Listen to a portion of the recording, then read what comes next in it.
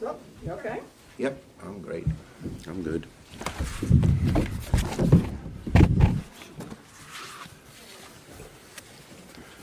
Add a little color between the two.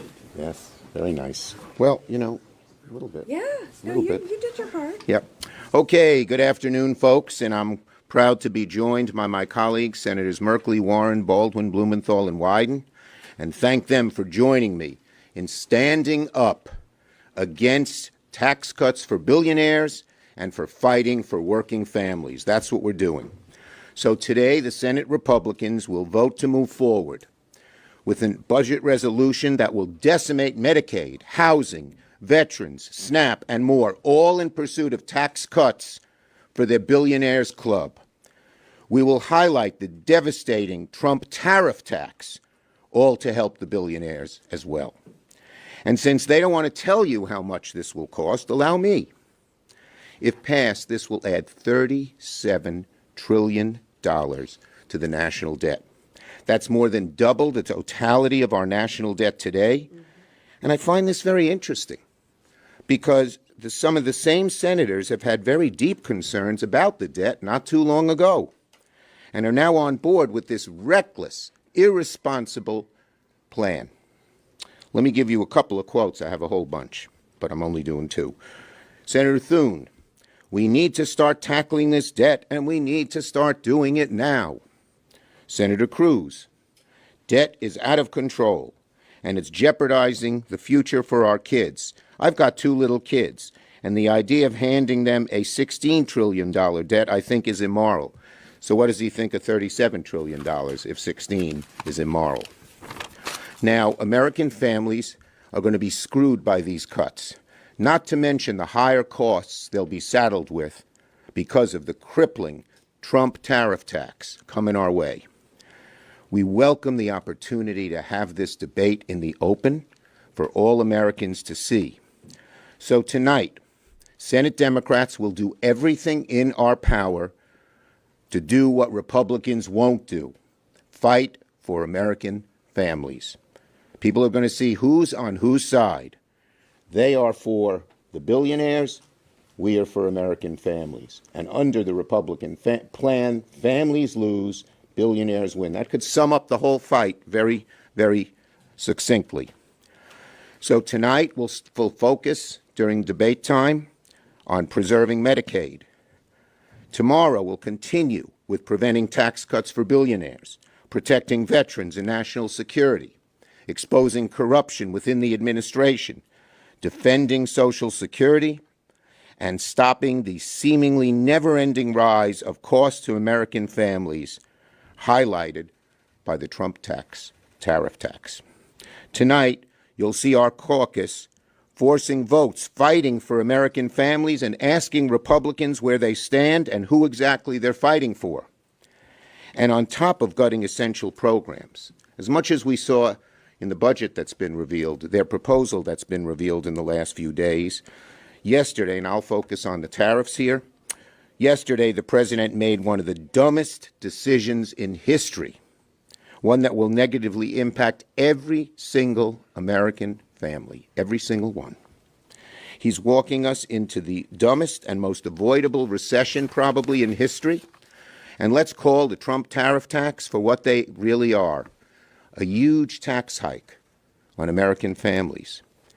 And not just any tax hike, J.P. Morgan called it, quote, the equivalent to the largest tax increase in since 1968. Here's what Bloomberg said, quote, roughly $2 trillion was erased from the S&P 500 at the start of U.S. trading on Thursday, amid worries that President Donald Trump's sweeping new round of tariffs could plunge the economy into a recession. And it claims more than 80% of the companies in the S&P were trading lower.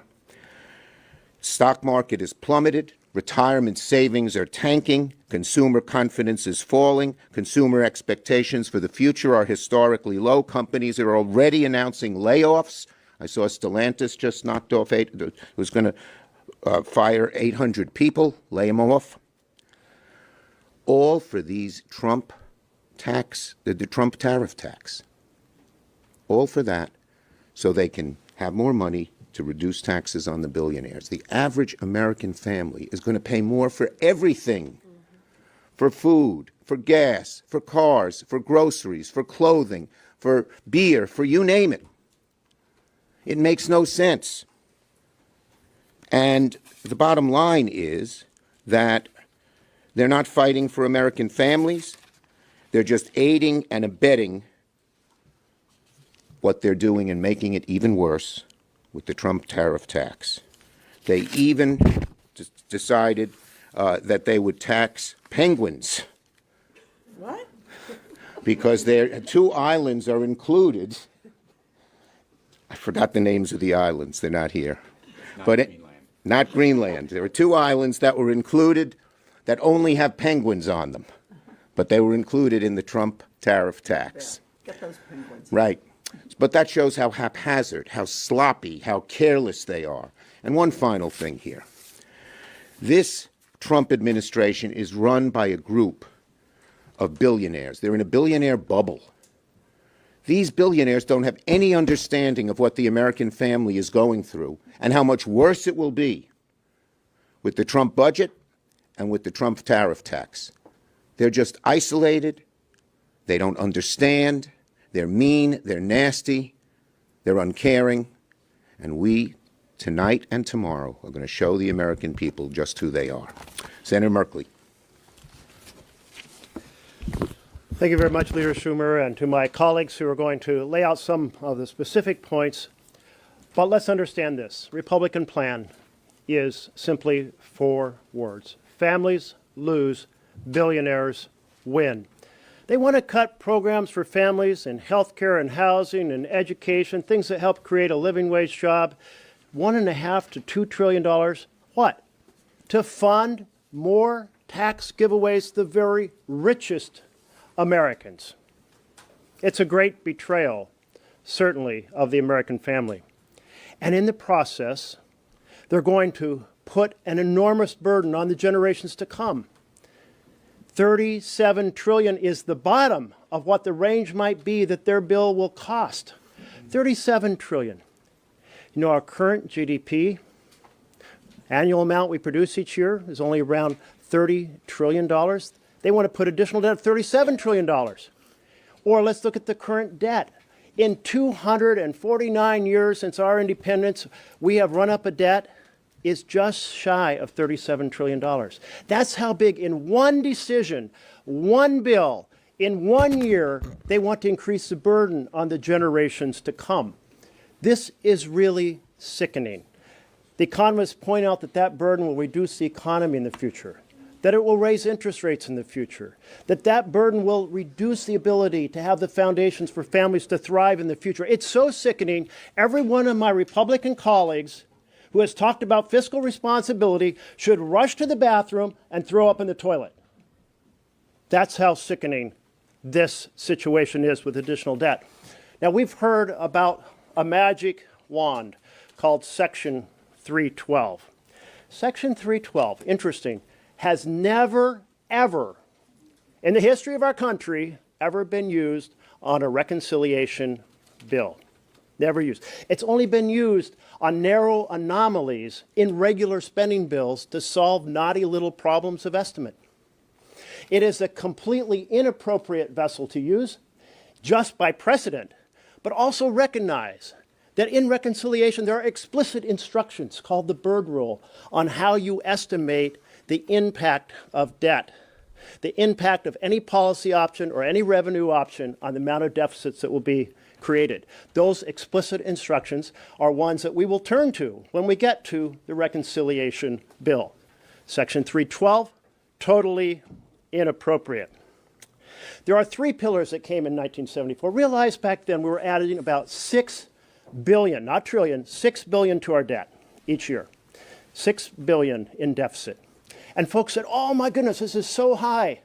Let's do a couple things. Think about these 3 pillars. No reconciliation bill can produce any additional debt in a 10-year period. In fact, it has to reduce the deficit.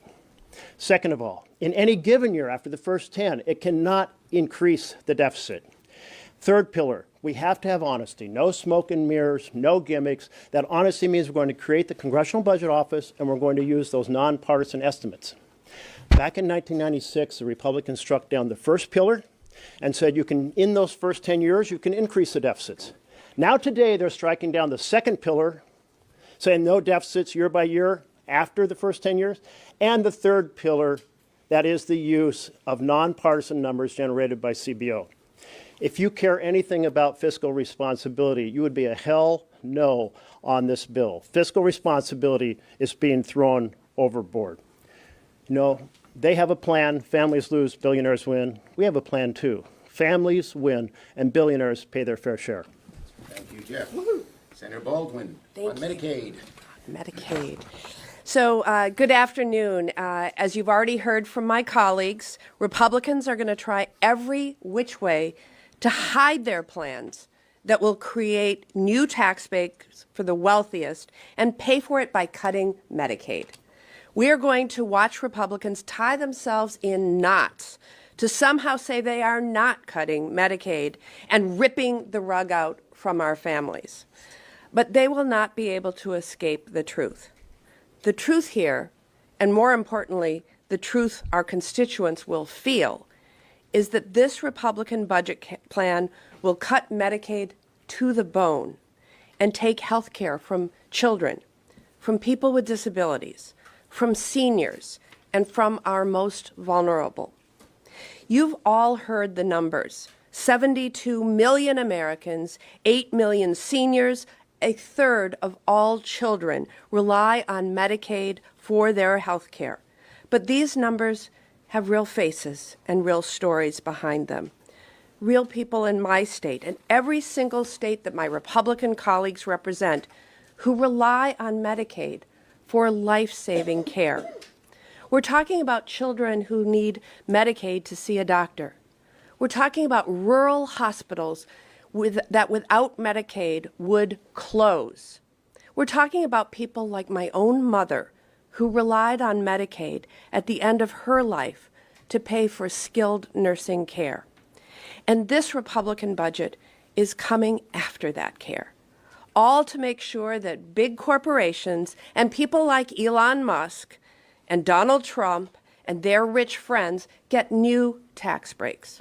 While Republicans either outright lie to the people or do Olympic-level mental gymnastics to try to explain how slashing Medicaid is somehow not slashing Medicaid, we are going to put their feet to the fire. If they claim they are not cutting Medicaid, okay, then show us. Show the kids who rely on Medicaid that you're not taking it from them. Show the seniors who rely on Medicaid that you aren't taking it from them. Show the people with disabilities who rely on Medicaid that you are not taking it away from them. Republicans have a real choice in front of them. And it's not too late to side with working families over their rich friends. The question is, who will the Republicans choose? Senator Warren. Thank you very much. We're going to talk about taxes. That's right. Donald Trump, Elon Musk, and the spineless Republicans in Congress have tried to create a sandstorm so that everyone will be distracted. There's something going on every minute, look in 50 different directions, because they don't want us to look at the number one place they are driving this country, and that is trillions of dollars in tax cuts for billionaires, paid for on the backs of seniors, on the backs of little kids, on the backs of veterans, and on the backs of everybody in America who is hoping that some medical research breakthrough will help a beloved family member who's dealing with a terrible disease. Don't believe us? Just listen to the Republicans themselves. During our last go-round on this budget, the Democrats stood up and said, if you're not going to do tax cuts for the wealthiest among us, let's just put that in the bill. Could we just write that down, put it in the bill, and say not going to be any tax cuts above this level? So we started out and we said, could we just agree in the United States Senate that no one who earns more than $10 million in taxable income in a single year, that is 2/1000ths of our population, that none of those people making more than $10 million in a year will see any tax giveaways in your budget. Every Democrat said yes. Every Republican said no. We got to preserve the ability to help those folks. So we said, okay, if $10 million is too low for you, those people are just too close to poverty to be able to promise they're not going to get any tax giveaways, how about $100 million in annual income? Once again, every Democrat said, yeah, let's put the cap there. And every single Republican voted no. So we said, okay, we get it. How about $500 million? If your income in a single year is $500 million or more, would you at least agree that those folks will not get a tax giveaway in the Republican budget? And every single Republican said, nope, got to preserve the opportunity to hand out those tax breaks for people making more than $500 million a year. So we decided to cap it off with a full billion. A full $1 billion in taxable incomes. Could we just agree as a United States Senate that anybody making $1 billion a year in taxable income will not get a big tax cut from the Republicans? And not one single Republican supported that. Every one of them said, nope, got to preserve the opportunity for tax giveaways for our billionaire friends. After all, let's remember, Donald Trump promised his, remember the word, rich as hell donors, that he was going to deliver on those tax giveaways. He's got his co-president, Elon Musk, in there, helping him right now grease the skids on that with all these cuts in the federal budget elsewhere. And that is where we stand. It's that families lose and billionaires win.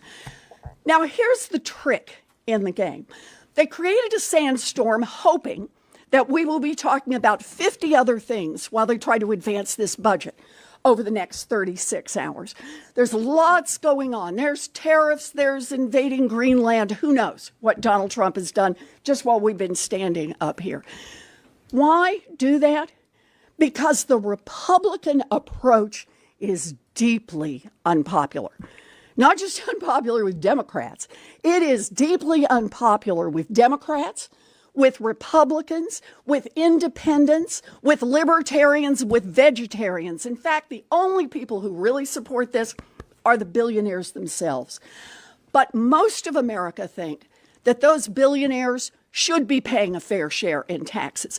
Most Americans believe that Jeff Bezos should not be paying taxes at a lower rate than a Boston public school teacher.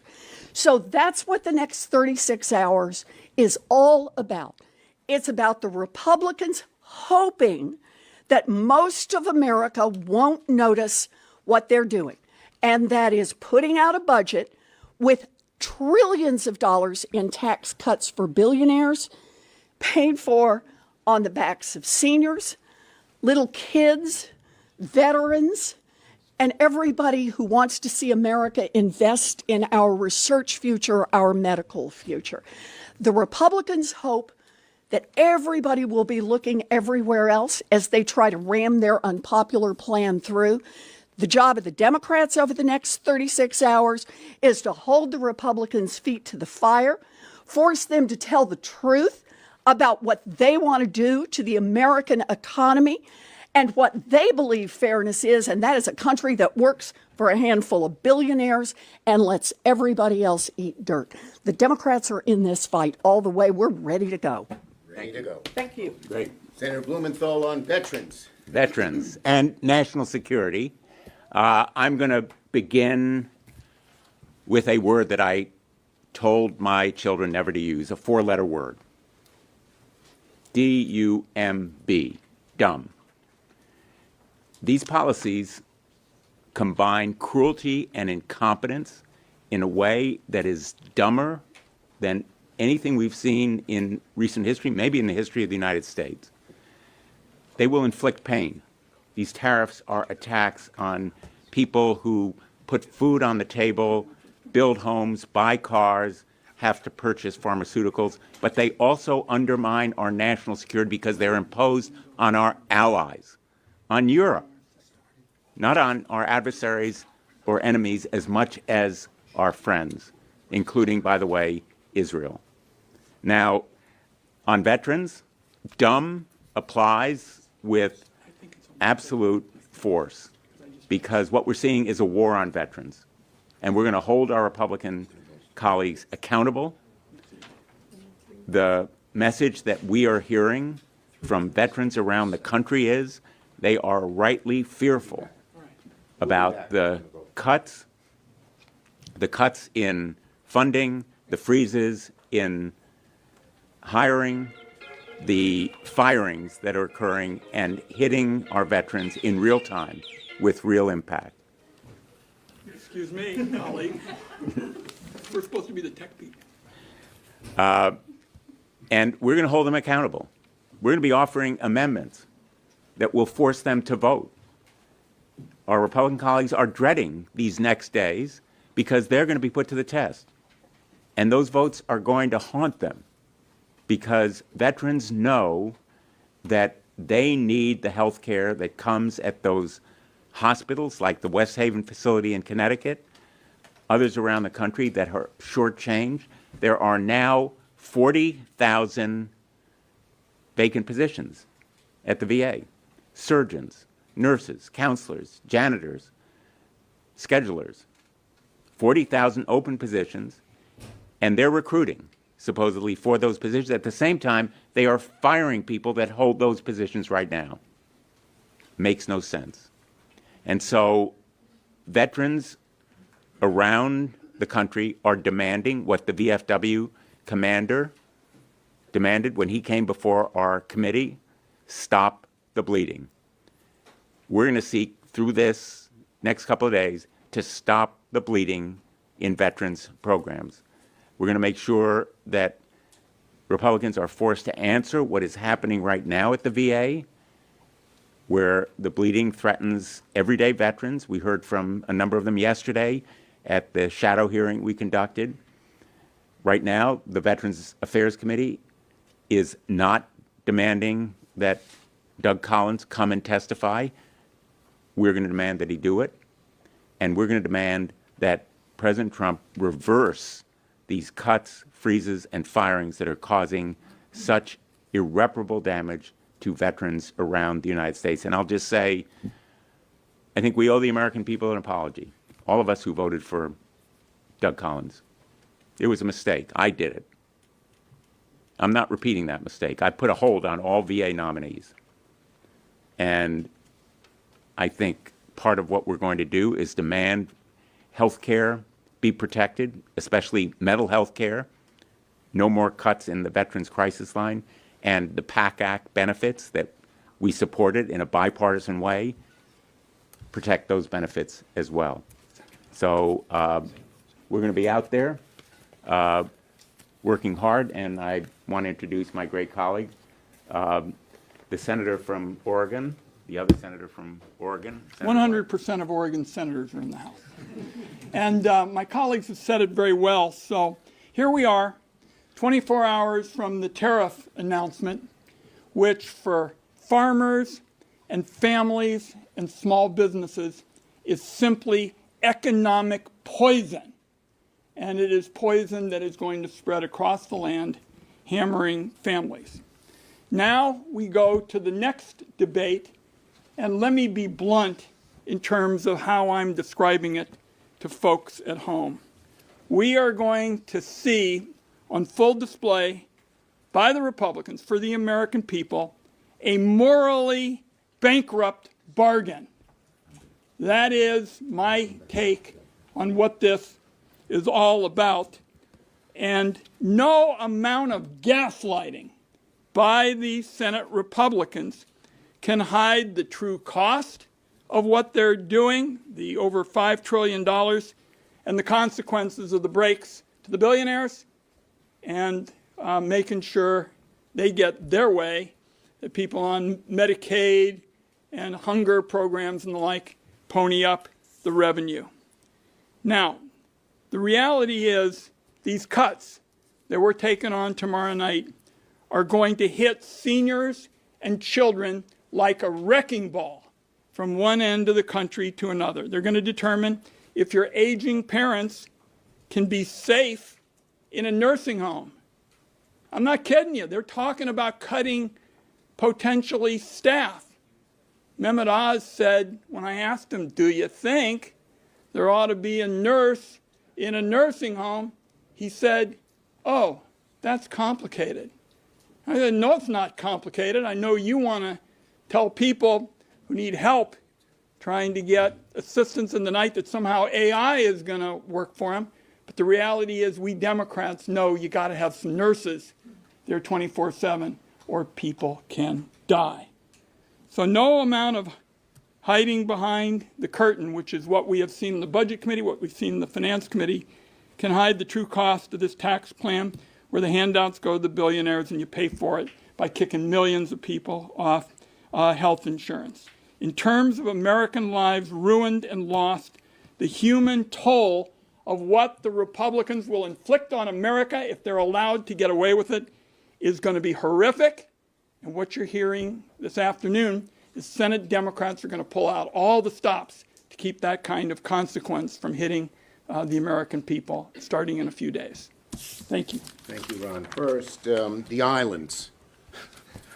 They are the Heard and McDonald Island. They are covered by tariffs. Russia isn't. So basically, what Trump is doing is taxing penguins, not Putin. The only living things on those islands are the penguins are there. There are no people. Questions on this subject? Yes. Senator Schumer, we saw Senator Booker take the floor for 25 hours and gave you in the conference quite a bit of attention to the issues that you care about. You have in front of you an opportunity here with Votorama to hold the floor as long as humanly possible to try and extend this out. How long are you willing to go to make your point? You're going to see the points we made here and other points that Donald Trump, the Republican Senate, and the Republicans are having families lose, billionaires win. You'll see made in a whole bunch of different amendments on different subjects.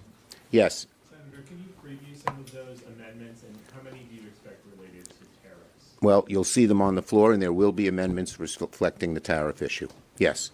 Yes. Just to follow up on Ryan's question, obviously, the Senator Booker's speech got a lot of attention. It was great. For being over 25 hours, will Democrats commit to As I said, 25 hours? you're going to see a whole lot of amendments going after Donald Trump and the Republicans on a whole bunch of issues where they are favoring billionaires and against families. Yes, Sahil. If Republicans are able to succeed at using current policy baseline in this bill for reconciliation, what kind of precedent would that set, and what might be the majority? Look, first, I'm going to call on Jeff, our expert on this, but first, let me say this. The American people are not interested in the arcane aspects of reconciliation policy. They want to know how it affects them. What they're doing is a $37 trillion increase in the deficit. And why is it done? So they can cut taxes on billionaires. So that's the bottom line here, what it's doing. And not just what it's doing to America today, what it's doing to our children and our grandchildren in terms of this enormous, enormous debt that is going to be on their shoulders. And we all know, sooner or later, you pay the price for debt, and it will happen sooner than people think with the enormity of what they're doing. You want to get specific? Sure. Absolutely. I want to emphasize again that one of the pillars in 1974, so from now over half a century, has been collectively we need to have integrity in the estimate of what any tax provision or policy provision would inflict in terms of cost or revenue. And thus we will depend on CBO. That's extremely important. So the Republicans said, well, we'll just create phony numbers to create a phony estimate and say all of these tax provisions that will increase and create $37 trillion of debt already existed far into the future, but they don't exist far in the future. That's why it's a fraud. That's why it's phony. That's why it's a deliberate deception to pretend to the American people they're not adding massively to the debt. So they thought, well, maybe we'll just put a clause into the budget resolution that says we'll use this fraudulent system. And then it became so clear that it was so out of sync with our precedents that they even withdrew it. Now, essentially, this conversation about integrity goes forward not on the budget resolution, but on the reconciliation bill. So we'll be well prepared to say it was fraud on the budget resolution. It's also fraud on the reconciliation bill. Thank you, Can I just add a everybody. bit of context here? You know, what I'm hearing from people in Connecticut is not reconciliation, it's not CBO, it's prices of gasoline and groceries. It's what will happen to my children's education. So I think that Senator Schumer and Senator Wyden make exactly the right point. We are going to reach American people at their pocketbooks, in their everyday lives, not with the kind of inside the beltway stuff that most people are focusing on here. Thanks, everybody. Feeling any pressure from the base? This